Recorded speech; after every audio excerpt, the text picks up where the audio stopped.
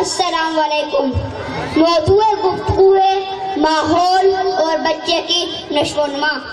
پیغمبر اکرم صلی اللہ علیہ وسلم کا ارشاد گرامی ہے، کل مولود یولد علی فطرت الاسلام، کہ ہر بچہ فطرت اسلام پر پیدا ہوتا ہے اور مذہب اسلام حریت، آزادی، مساوات اور عدل و انصاف کے ماحول کا لمبردار ہے۔ دراصل ماحول ایک تشکار ہے جو بچے کو مخصوص شکل میں ڈھال کر معاشرے کو سپرد کر دیتا ہے۔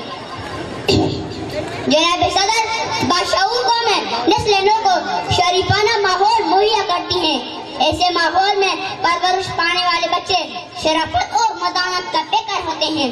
وہ سردار ہو کر بھی قوم کا خادم کہلانا پسند کرتے ہیں۔ ابلیسی ماحول بچے کو متکبر اور خودغرض بنا دیتا ہے۔ خود گردانہ اور غلامانہ ماحول میں نشو و نما پانے والے بچے غیرت اور حمیت سے عاری رہ جاتے ہیں اور موقع ملے تو ڈالر لے کر قوم کی عزت و ناموس کو سرعام نیلام کر دیتے ہیں۔ نابین جنم لیتے ہیں اس قوم کے بچے جو قوم دیا کرتی ہے تاوان میں آنکھیں۔ صدر علی مرتبت باب العلم حضرت علی کرم اللہ وجہ کا قول ہے کہ معاشرے کفر کا ماحول میں تو زندہ رہ سکتے ہیں لیکن ظلم کے ماحول میں باقی نہیں رہتے۔ ظلم کا نمونہ فرعون تھا، مٹ گیا۔ دہشت کا نشان نمرود تھا، غرق ہو گیا۔ جہالت کا دائی ابو جہل تھا، قصہ تاریخ بن گیا اور بربریت کی داستان جدید پھیلانا شروع گیا۔ سامعین محترم، یہ حقیقت ہے کہ ظالمانہ ماحول بچے کے جھوٹ کو دبا دیتا ہے، غیر متوازن ماحول بربریت کو ہوا دیتا ہے۔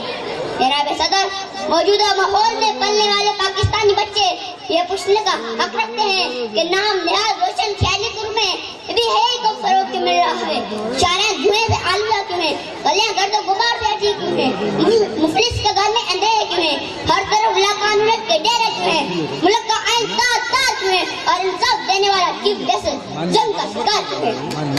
صدر ذوالفقار، ہر انسان ملک کا ہے جسم اور روح کا، صرف جسم کی نشو و نما حیوانات پیدا کرتی ہے جبکہ روحانی فضا اسے انسانی قدروں سے آراستہ کرتی ہے۔ حیوانیت کے ماحول میں سے میکاولی، ہٹلر اور حلق خان جیسے مخلوق شخص نکلتے ہیں۔ روح پرور فضا میں حضرت بلال، حیدر کرار اور محمد بن قاسم پروان چڑھتے ہیں۔ عزیز ساتھیوں، آؤ اصول طے کر لیں کہ عیارانہ ماحول کو سچائی اور ایمانداری میں بدل دینا ہے۔ نفرت نظریہ توڑ کر انسان کو محبت کے مالا میں پھیرونا ہے۔ روشن خیالی کے بجائے روشن ضمیری کا ماحول اپنانا ہے۔ مجھے یقین ہے کہ پاک و پاکیزہ ماحول سے ہی اقبال کے شاہین جنمیں گے اور اسی ماحول سے اصول پرست قائد نکلیں گے۔ آسماں ہوگا سحر کے نور سے آئینہ پوش اور ظلمت رات کی سیما پا جائے گی۔ وما علینا الا البلاغ المبین۔ پاکستان پائندہ باد۔